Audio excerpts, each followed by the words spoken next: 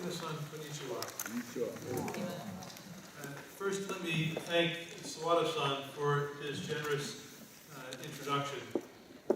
He is also my sensei. I want to thank Gensukyo for the privilege of being able to participate in this year's Bikini Day commemoration.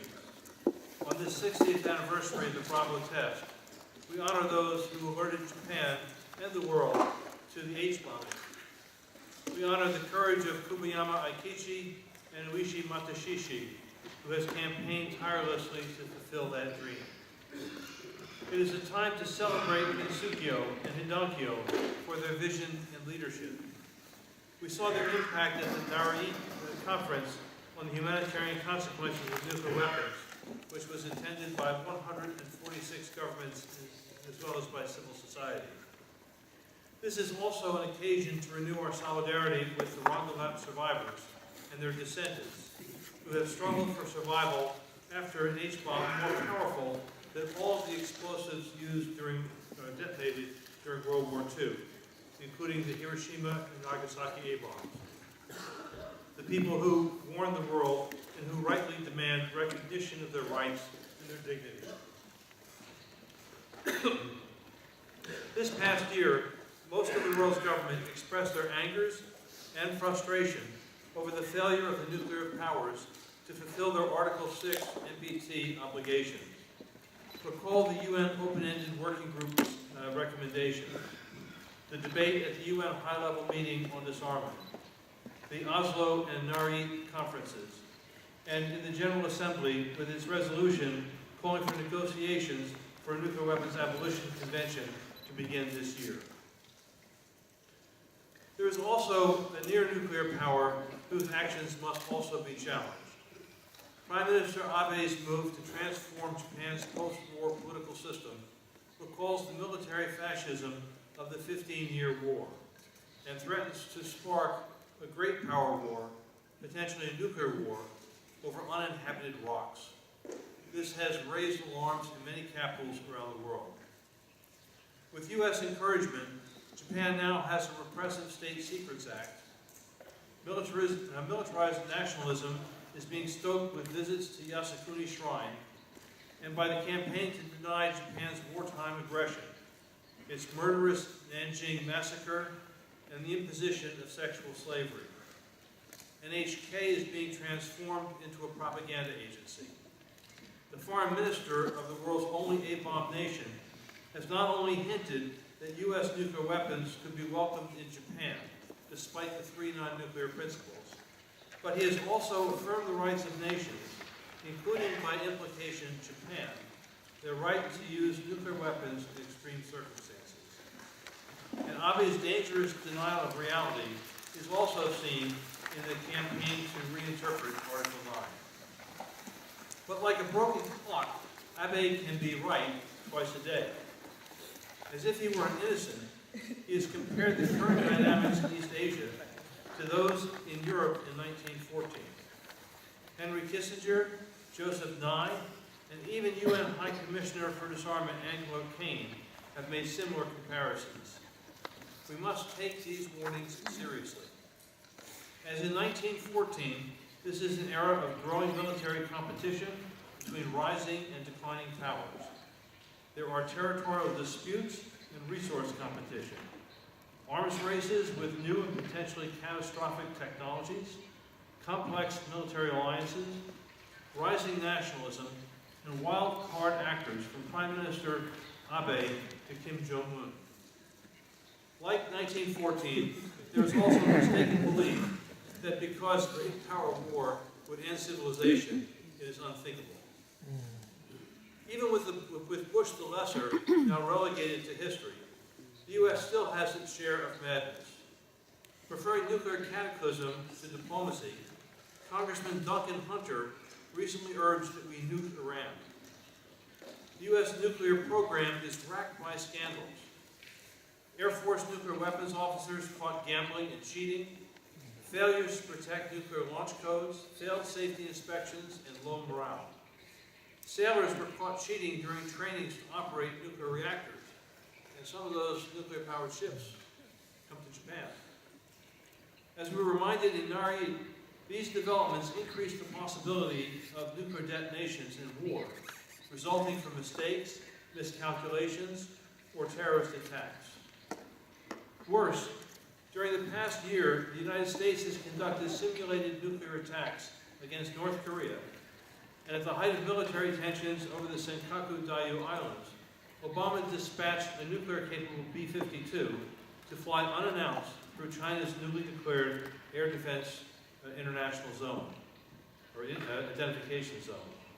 These provocations could have triggered catastrophic miscalculations. Tragically, Obama's commitment to a nuclear weapons-free world is no longer credible. He is reinforcing nuclear apartheid by pressing necessary non-proliferation initiatives, while implementing what Secretary of Defense Hagel termed, quote, ambitious plans to upgrade U.S. nuclear weapon systems by modernizing weapons and building new submarines, missiles, and bombers to deliver them, close quote. This, as if 7,700 strategic nuclear weapons weren't enough. Cost estimates for this modernization run as high as $1 trillion. The recently tested new B-61 gravity bomb is the first in the U.S. nuclear arsenal to be reconfigured. A new plutonium factory in Los Alamos and a new uranium processing facility at Oak Ridge are to be built. Nor is the Obama administration committed to multilateral disarmament diplomacy. It refused to fulfill its 2010 NPT review commitment to co-convene a Middle East nuclear weapons and WMD free zone conference. This further jeopardized the NPT. The U.S. boycotted the UN Open-Ended Working Group and the Oslo and Nari Human Consequences conferences. And those who observed the UN high-level meeting were shocked by the P3 and U.S. statements that these forums, including the high-level meeting, are a, quote, distraction. Rather than pursuing common security diplomacy with Russia and China, which could provide the foundation for disarmament negotiations, the expansion of NATO, U.S. deployment of first-strike-related missile defenses, and its space and cyber warfare dominance have led Tsar Putin and the Russian military to rely increasingly on their nuclear arsenal. China recently countered the Pentagon's Prompt Global Strike missile by testing one of its own hypersonic weapons. And Beijing is expanding its nuclear arsenal and wavering in its no first strike commitments. No wonder the Bolton atomic scientists recently urged the U.S. and Russia, which possess 98% of the world's nuclear arms, to return to the negotiating table. Turning to hopeful news, I want to celebrate the moral courage of the Okinawan people.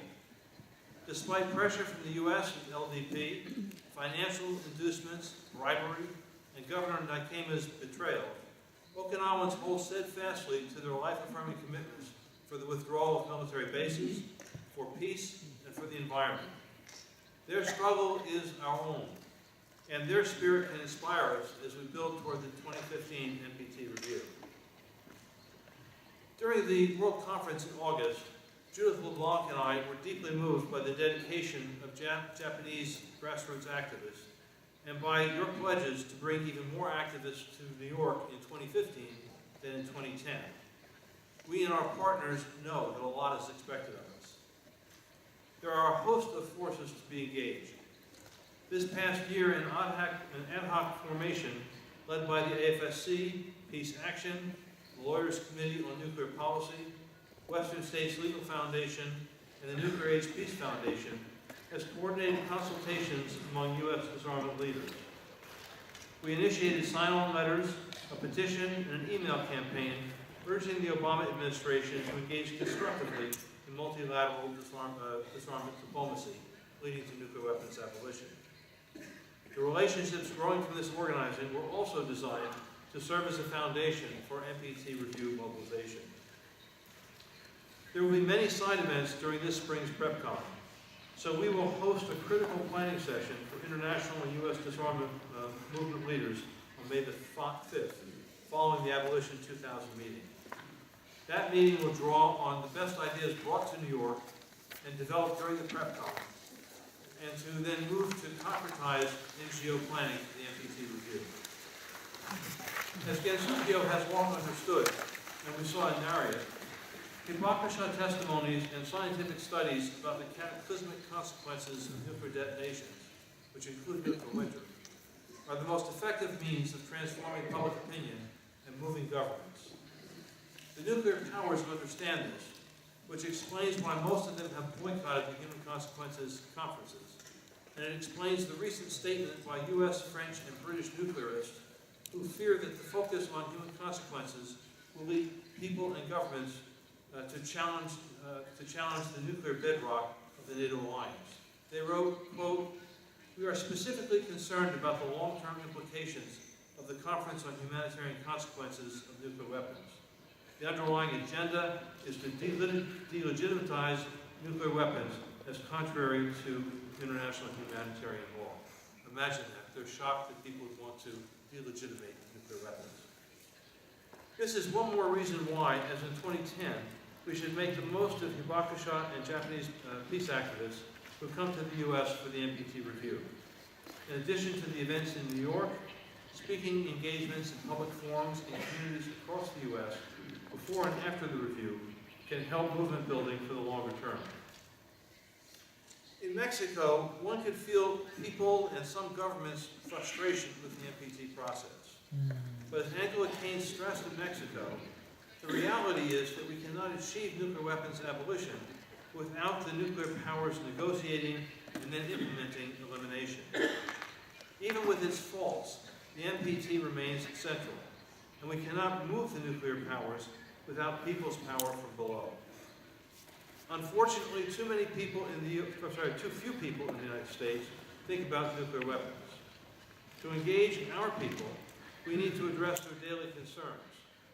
Given unemployment and the economic insecurity that millions of U.S. Americans are suffering, economic stress is central to their concerns.